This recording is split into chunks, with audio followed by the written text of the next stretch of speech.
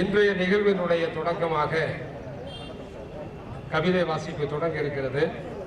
இதன் முன்னால் சென்னை அசோக் நகர் நூலகத்துக்கான இந்த பெருமழையில் சேதாரமடைந்த நூலகத்திற்கான நூல் அன்பளிப்பு நிகழ்ச்சி இருக்கிறது. இந்த நிகழ்வில் கவிதை வாசிப்பில் பங்கேற்கிற அனைத்து கவிஞர்களும் பங்கேற்கும் விதமாக வந்திருக்கிற அனைத்து கவிஞர்களும் மேடைக்கு வரும்படி அன்போடு அழைக்கின்றேன்.